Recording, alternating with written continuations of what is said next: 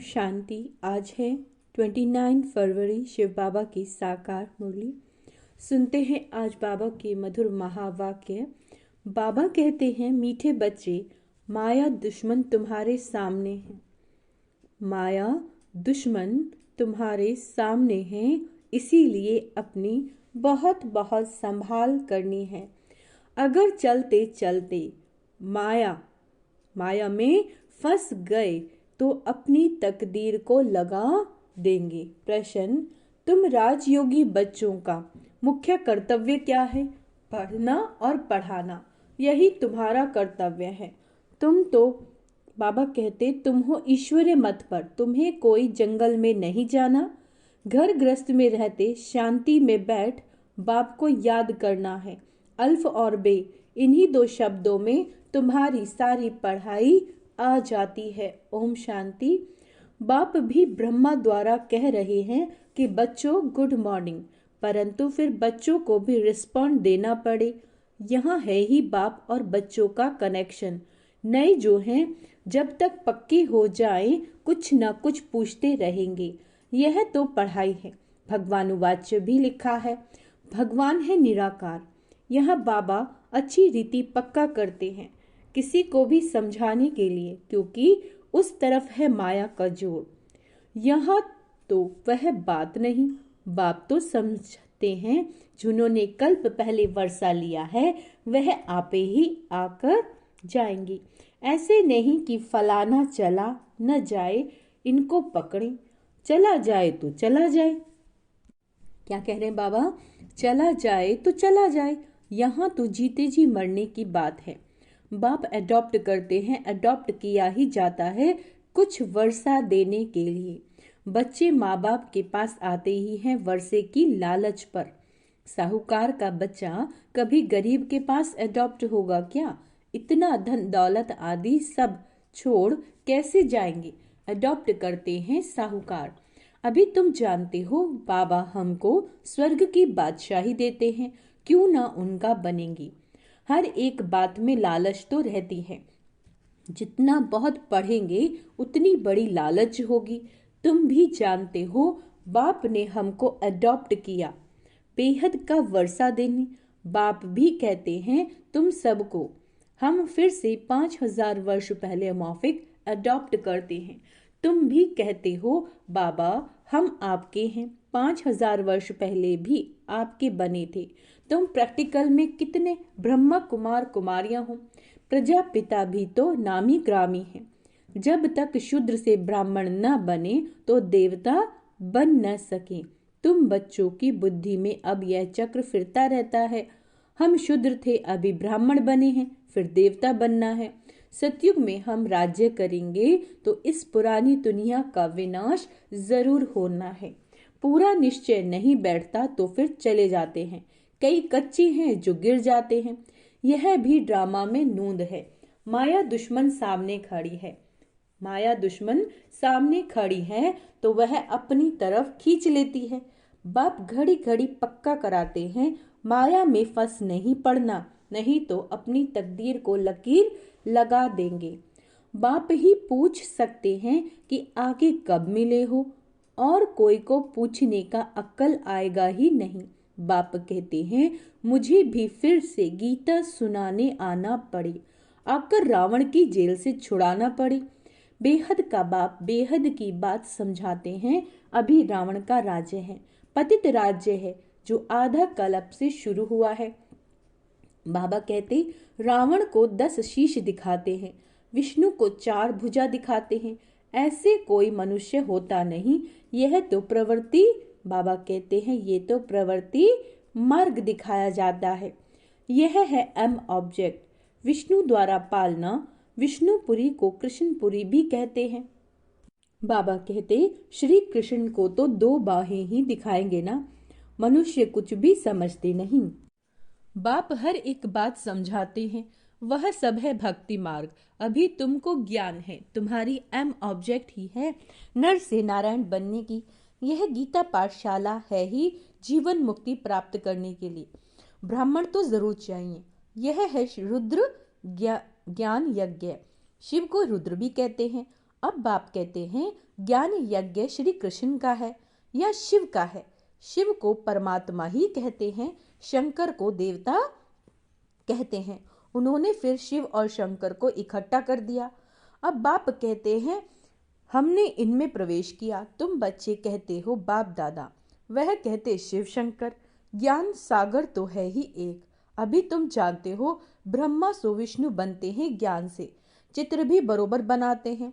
विष्णु की नाभि से ब्रह्मा निकला, इसका अर्थ भी कोई समझ नहीं सकते। ब्रह्मा को शस्त्र हाथ में दिए हैं। अभी शास्त्रों का सार बाप बैठ सुनाते हैं। ब्रह्मा सुनाते हैं, कौन है ना, बाप सुनाते हैं या ब्रह्मा सुनाते हैं, बाबा पूछ रहे हैं। यह भी मास्टर ज्ञान सागर बनते हैं। बाकी चित्र इतने ढेर बनाए हैं, वह कोई यथार्थ है नहीं, वह सब है भक्ति मार्ग के।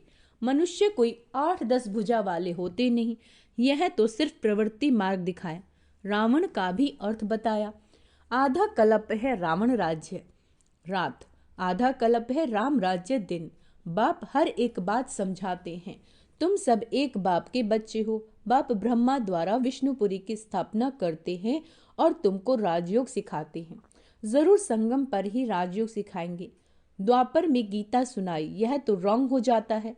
बाप सच बतलाते हैं। बहुतों को ब्रह्मा का श्री कृष्ण का साक्षात्कार होता है, ब्रह्मा का सफेद पोष ही देखते हैं। शिव बाबा तो है बिंदी, बिंदी का साक्षात्कार हो तो कुछ समझ ना सकें। तुम कहते हो हम आत्मा है। अब आत्मा को किसने देखा? कोई ने नहीं, वह तो बिंदी है। समझ सकते हैं ना, जो जिस भावना से जिसकी पूजा करते हैं उनको वही साक्षात्कार होगा। दूसरा अगर रूप देखे तो मूंझ पड़े। हनुमान की पूजा करेगा तो उनको वही दिखाई पड़ेगा, गणेश की पूजा को वही दिखाई पड़ेगा। बाप कहते हैं, क्या कहते हैं, हमने तुमको इतना धनवान बनाया, हीरे जवाहरातों के महल थे, तुमको अनगिनत धन था, तुमने अभी वह सब कहाँ गवाया है ना। अभी तुम कंगाल बन गए हो, भीख मांग रहे हो। बाप तो कह सकते हैं ना, अभी तुम बच्चे समझते हो, बाप आए हैं, हम फिर से विश्व के मालिक बनते हैं। बाबा कहते ये ड्रामा अनादि बना हुआ है, हर एक ड्रामा में अपना पार्ट बजा रहे हैं। कोई एक शरीर छोड़ जाकर दूसरा लेते हैं। इसमें रोने की, बाबा कहते हैं इसमें रोने की क्या बात है। सतयुग में कभी रोते नहीं। अभी तुम मोह जीत बन रहे हो। क्या बन रहे हैं? मोह जीत। राजाए यह लक्ष्मी नारायण आदि हैं, वहाँ मोह होता नहीं। बाप अनेक प्रकार की बातें समझाते रहते हैं। बाप है निराकार, मनुष्य तो उसे नाम रूप से न्यारा कह देते हैं, लेकिन नाम रूप से न्यारी कोई चीज होती ही नहीं। हे भगवान, ओ गॉड फादर कहते हैं ना, तो नाम रूप है ना। लिंग को शिव परमात्मा शिव बाबा भी कहते हैं। बाबा तो है ना बरोबर, बाबा के जरूर बच्चे भी होंगे। निराकार को निराकार आत्मा ही बाबा कहती है। मंदिर में जाएंगे तो उनको कहेंगे शिव बाबा, फिर घर में आकर बाप को भी कहते हैं बाबा। अर्थ तो समझते नहीं, हम उनको शिव बाबा क्यों कहते। बाप बड़े ते बड़ी पढ़ाई 2 अक्षर में पढ़ाते हैं, अल्फ और बे। अल्फ को याद करो तो बे बादशाही तुम्हारी। यह बड़ा भारी इम्तिहान है। मनुष्य बड़ा इम्तिहान पास करते हैं तो पहले वाली पढ़ाई कोई याद थोड़े ही रहती है ना। पढ़ते पढ़ते सार बुद्धि में आ जाता है। यह भी ऐसे है, तुम पढ़ते आए हो, अंत में फिर बाबा कहते मन मना भव, तो देह का अभिमान टूट जाएगा।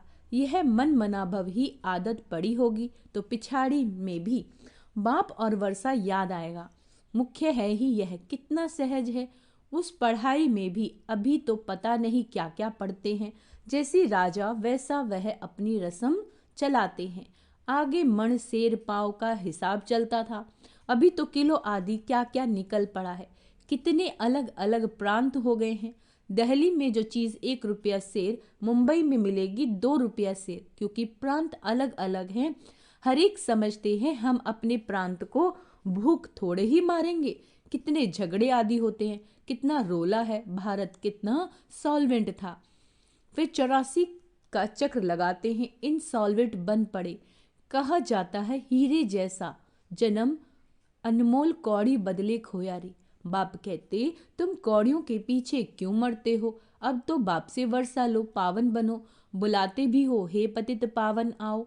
पावन बनाओ तो इससे सिद्ध है, पावन थे अब नहीं, अभी है ही कलयुग। बाप कहते हैं मैं पावन दुनिया बनाऊंगा तो पतित दुनिया का जरूर विनाश होगा। इसीलिए ही यह महाभारत लड़ाई है जो इस रुद्र ज्ञान यज्ञ से बाबा कहते प्रज्वलित हुई है।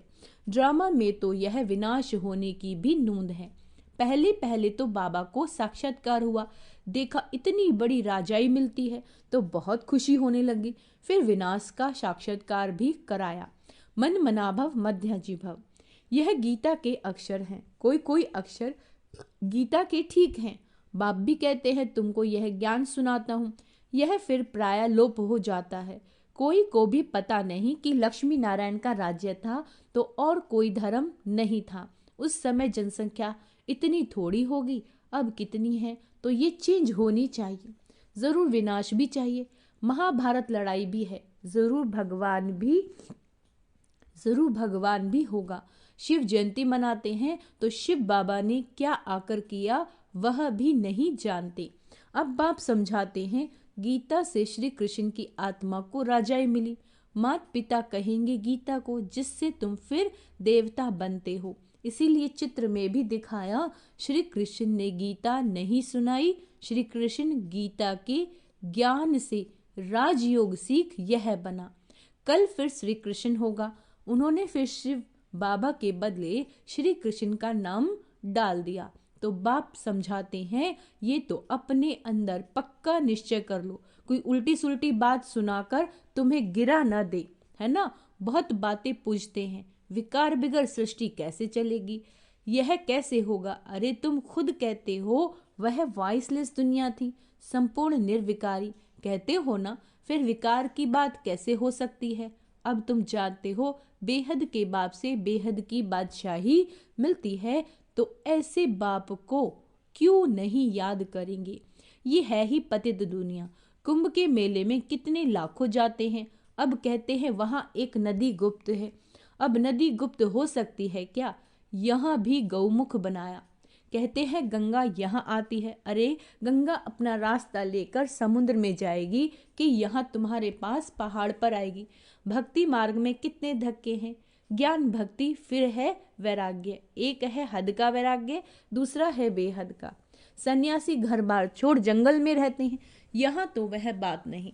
तुम बुद्धि से सारी दुनिया का सन्यास करते हो।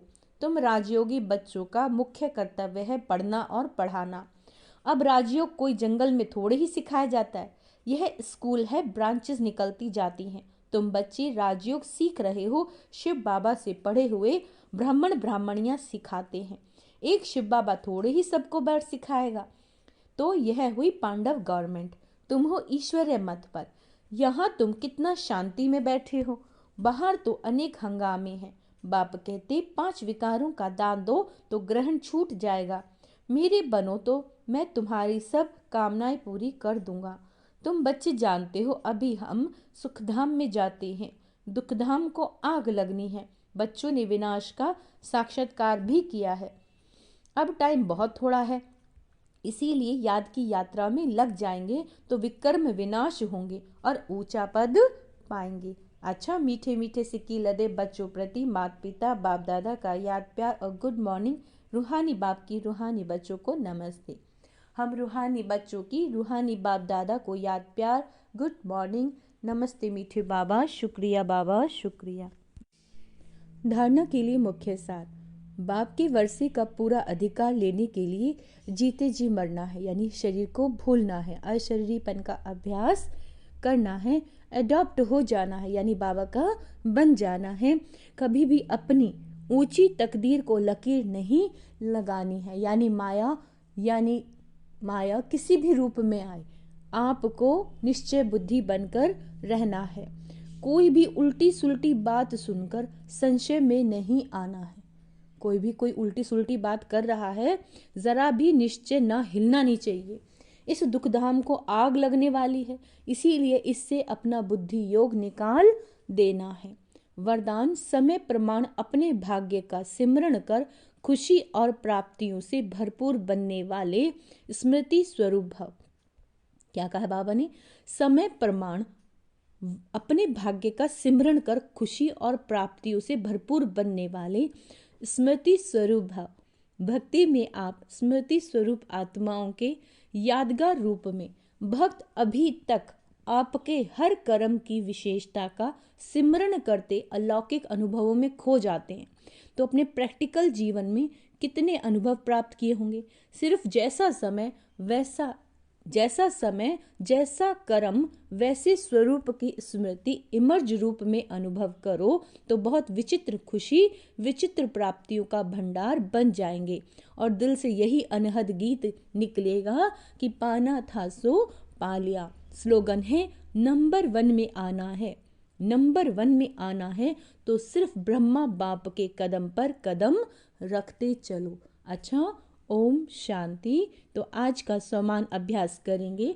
मैं स्मृति स्वरूप आत्मा हूँ और बहुत इम्पॉर्टेंट है आज का समान, मैं निश्चय बुद्धि आत्मा हूँ। क्योंकि जिस तरह से पेपर माया ले रही है और बाबा भी कहते हैं समय थोड़ा है, तो माया भी फुल फोर्स से आ रही है, तो कोई भी आत्मा अपने निश्चय को हिलने ना दे, चाहे कुछ भी हो जाए।